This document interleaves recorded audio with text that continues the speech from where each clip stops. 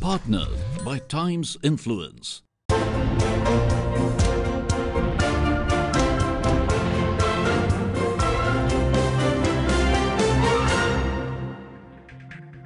Hello and welcome to the 4-part special series which will propel companies to compete on the basis of value creation, innovation and strategy, and reward the efforts of the most outstanding companies for their distinct strategies which resulted in sustainable profitability and enhanced the competitiveness of India. This week we have Bibek Debroy, Chairman of the Economic Advisory Council to the Prime Minister, who released the report on Social Progress Index Districts of India and addressed the gathering about the societal performance of Indian districts. Then, in an exclusive address, Michael Porter, professor at Harvard Business School, speaks on the topic of augmented reality and strategy. Also, the most outstanding companies were awarded for their distinct strategies which resulted in sustainable profitability and enhanced the competitiveness of India. Let's start with the special address on the social progress of the Indian districts. Thank you, Amit, for the very, very kind invitation to come and talk to you this evening. It's going to be a little bit of an unstructured talk. When we look at India, we often tend to look at it in terms of what's happening in states. We tend to look at it in terms of what is happening in districts, because these are neat administrative boundaries. The interesting churn that is happening in India now is not just competition among states, but the great disparity among states and within states. Several of the states that historically were backward, according to whatever criteria you want to choose, are now fast catching up. The distance between them and the more advanced states historically may still be large, but that is because states like Punjab or Goa, they started with high base levels. Even more interesting is the fact that there are increasing variations within states. The Mumbai-Pune belt is not the same as what is happening in Vidarbha. And ditto for other parts. And one of the remarkable things that has been happening is this churn and the so-called backward villages in the backward districts catching up. I don't know whether you'll find this difficult to believe, but there are villages in India that have population sizes more than 50,000. I don't know whether you will find this easy to believe, but there are villages in India with population sizes of 10,000 which have better development indicators than towns with population sizes of 10,000. So what is exciting is this churn, and to try and understand India and what has been happening to development and deprivation in India, it is no longer enough to look at states. It is even more important to look at districts. It's no longer enough to look at it with this rural-urban prism, because within that rural-urban prism, things are changing and are changing very, very fast. I'm not saying Amit and his colleagues are the only ones who do work on such churn happening in India.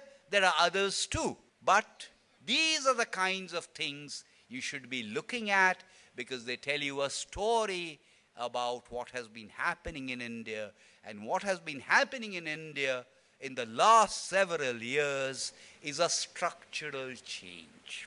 And if one extrapolates the historical past, you will form a very inadequate comprehension of what has been happening in India.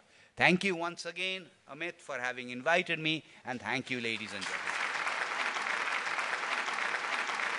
Dr. Debroy, your words were very inspiring and those of a visionary. And so naturally, we felt that nobody would be more appropriate to release a very special report on the social progress of districts of India than yourself. A huge round of applause for you, please. And to join him in doing the honors, Can I please invite on stage Manisha Kapoor as well to join Dr. Amit Kapoor? By way of background, this report is designed to measure social well-being. And the hope is that innovative leaders would use this measure of social well-being to discover new ways to improve the lives of Indians across the country.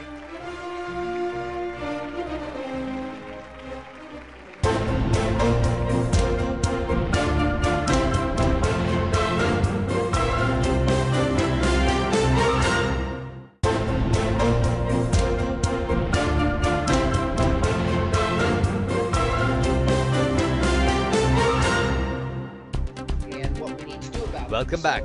Next up, to discuss augmented reality and strategy, we have Michael Porter, professor at Harvard Business School. My remarks, I want to really very, very warmly congratulate all of you and Amit, of course, and his team for the release of this first social progress report on India. This work that you've just released in India has the potential to be a game changer because we find that if you want economic development to continue to advance, you've got to put in place the social advancement to allow that economic success to spread and be available to all citizens. And you need to do economic and social together. And being one of the leaders in the world in not only doing it for the national level, but what's more important is doing it at the provincial level, at the state level, and eventually at even the city level. What has happened is that technology has been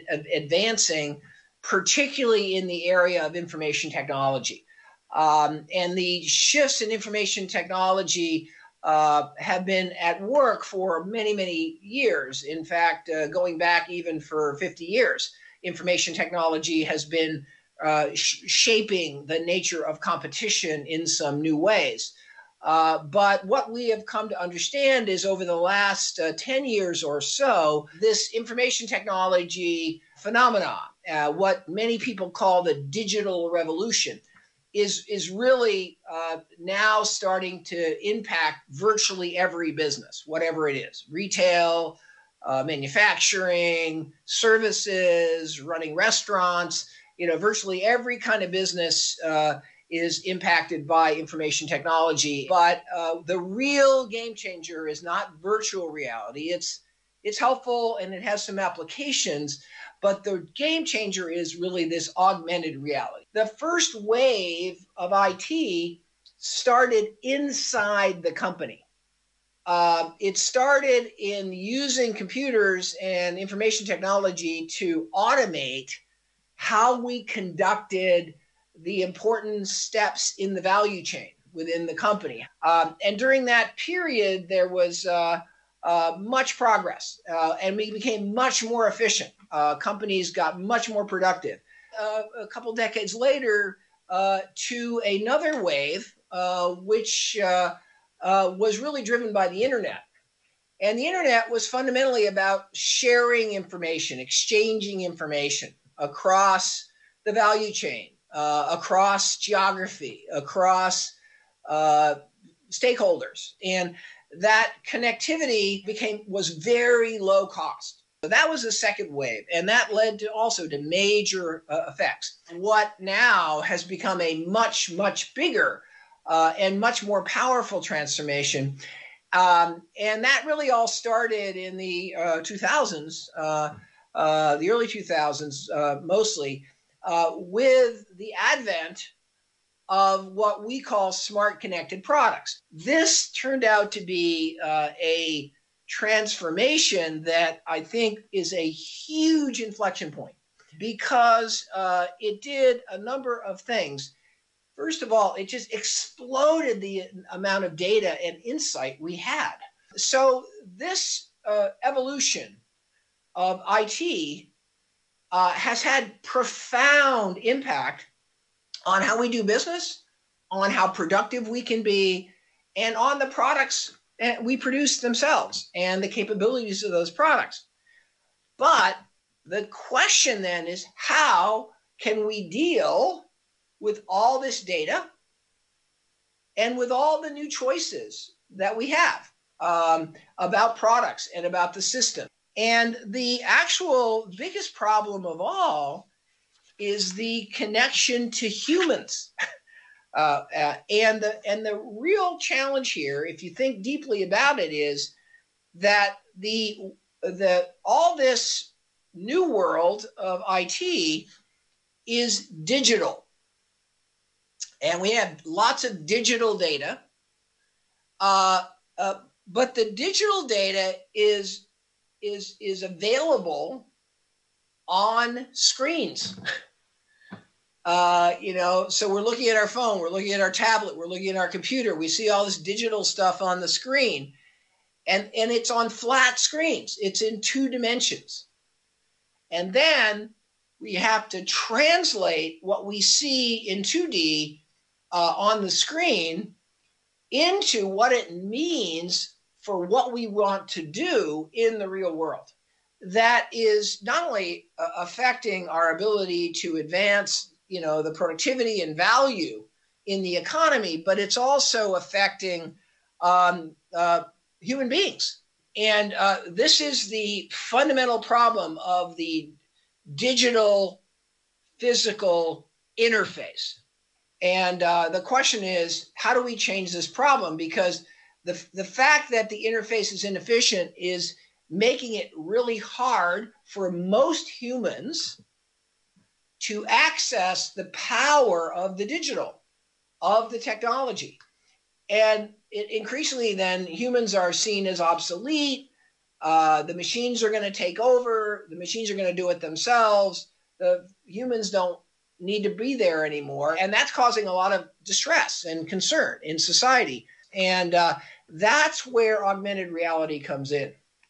Augmented reality is a set of technologies that actually superimpose the digital data that we have, the images that we have about where that data fits, and the controls that we can exercise over a product or a machine, and put that information not just on a screen, but actually superimpose it onto the physical real world. Augmented reality is an interface. It's a human-machine data interface. And it is really the next big transformation that's going on in the digital world. Augmented reality can allow us to train or guide humans through whatever they need to do. The augmented reality allows us to interact with products. If we want to turn a product off in the world of augmented reality, we can just say, turn it off, turn off. We can say that with our voice.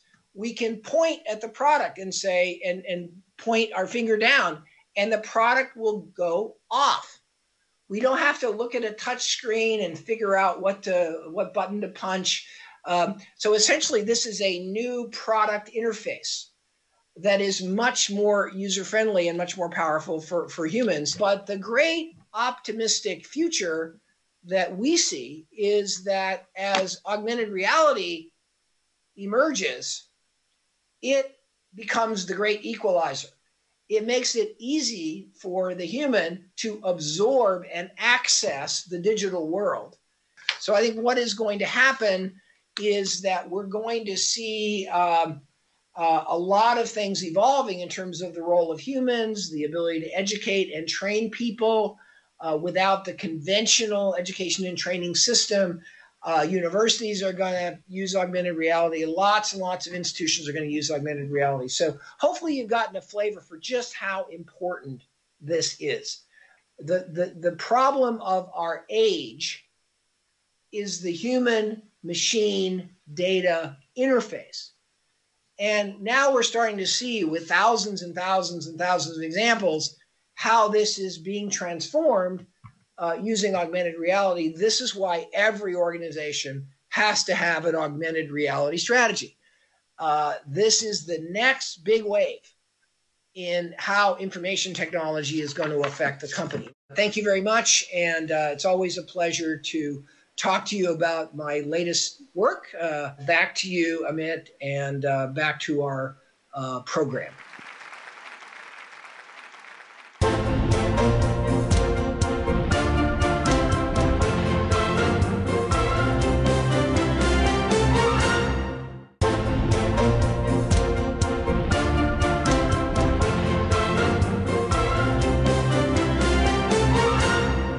Quickly run into the what I call the prize event. First and foremost, can I actually ask Nikhil Gandhi, if you can quickly say something about like what's this association? Thank you for having me here. This is the second year that the Times Network is associated with IFC. At Times Network, competitiveness for us has a new meaning. It has a different meaning because since we are leaders in the space of English media and English news and entertainment, we believe in competing within ourselves in the benchmarks that we've created for ourselves year on year, be it technology, be it content, be it our product performance, and what have you. We are extremely proud to associate with the IFC for the IFC Times Network Strategy Awards, and of course the Porter Prize. And I thank Amit and his entire team at IFC for pulling off such a great event. Please, ladies and gentlemen, let's get a round of applause for Amit. And without much ado, let's start with the awards. So in addition to having Nikhil Gandhi amongst us, the president of the Times Network, may I also invite on stage Anurag Batra to help us in doing the honors. And shall we begin with the IFC Times Network Strategy Awards, what you've all been waiting for anxiously this evening. The first IFC Times Network Strategy Award, which is in the category of healthcare and pharmaceutical. This award goes to Abbott Healthcare.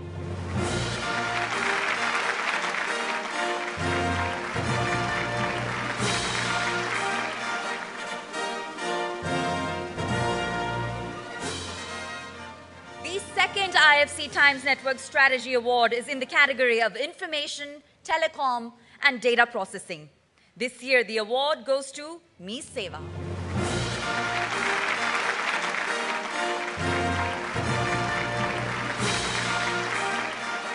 Thank you, sir. And for the third IFC Times Network Strategy Award, which is in the category of education, training, and educational services, this award goes to Merit Track Services.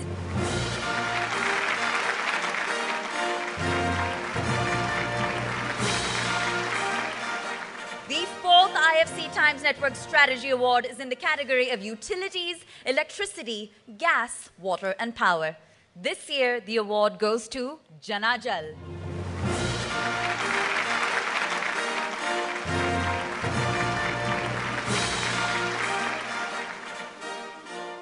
The fifth IMC Times Network Strategy Award is in the category of construction, real estate, and steel. And the award goes to KHS Machinery.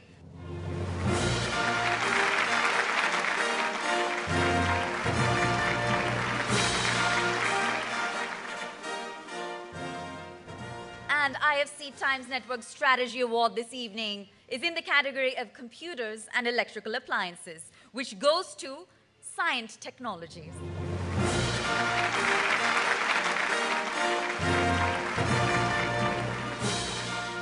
I would like Nikhil Gandhi, the president of the Times Network, to remain on stage with us. And at this time, if I could please invite Dr. Bibek Debroy to join him and to join Dr. Amit Kapoor in doing the honors.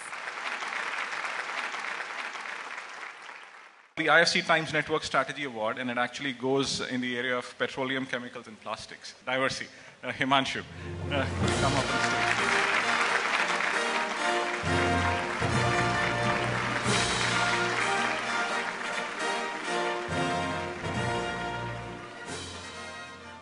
And shall we now move on to the Porter Prize Award? The very first Porter Prize Award is in Amity University Porter Prize for creating distinctive value. This year, the award goes to Mahindra Holidays and Resorts.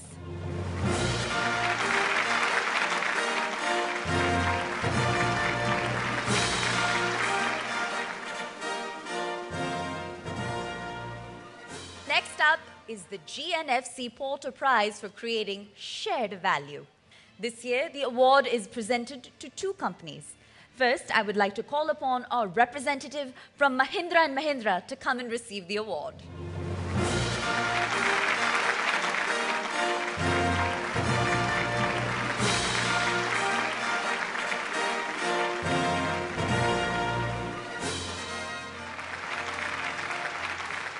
this year we have two shared value awards. In fact, both of them actually go to the Mahindra Enterprises. So the other one is for the farm equipment sector.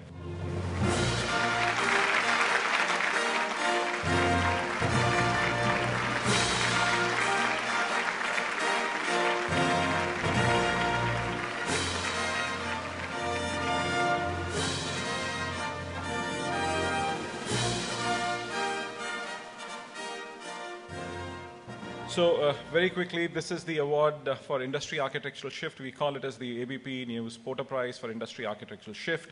So may I request Ashok from Team Lease to come up stage and receive the award, please.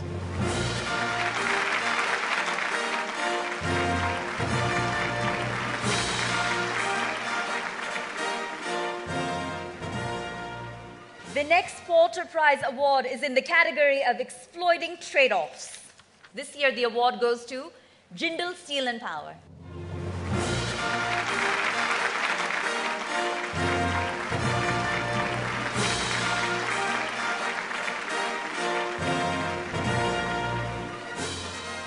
And moving on, the next Porter Prize award is in the category of enabling social progress. And the award goes to GNFC.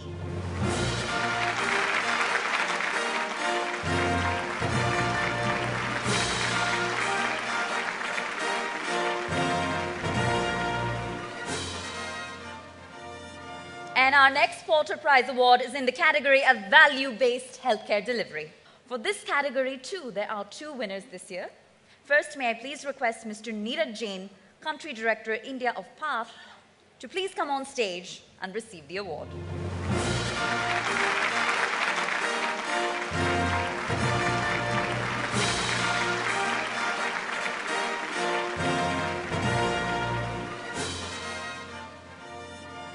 For the value-based healthcare award, can we request Sanjeev Navangul to join us, please? So this is the award, Sanjeev, for Janssen. It's a pharmaceutical company of Johnson & Johnson.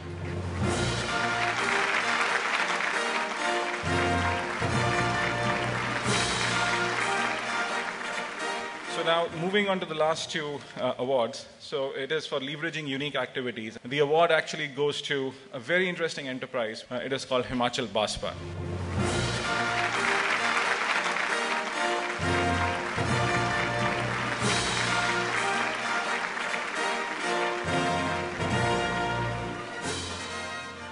And the last Porter Prize award is in the category of platforms, smart connected products and solutions. This year the award goes to InfraHedge Limited.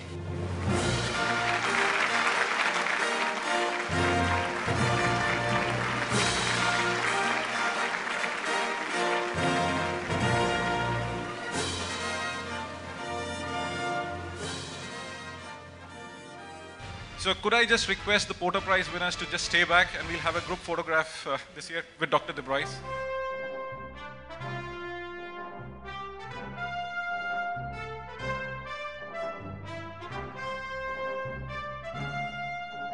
Thanks a lot, Professor. Thank you, Mike, for joining us today. It was just such a great pleasure. Thank you. So talk to us about what you have in mind when you use the term distinctive strengths. I think one of the things as companies we often don't do is we don't have a good idea of what the strengths of our people, the people on our team are. How can more companies say that my employees need to think like innovators? I need to change to ensure that I'm giving them also the platform to do that. So one of the best ways for people to innovate is just to figure out a problem that they think they want to solve, make the case for why the company needs to solve it, and then if you're the right kind of manager, you'll say, okay, you made the case, let's try it and see what happens. And that, I think, is the best way for a company to remain innovative.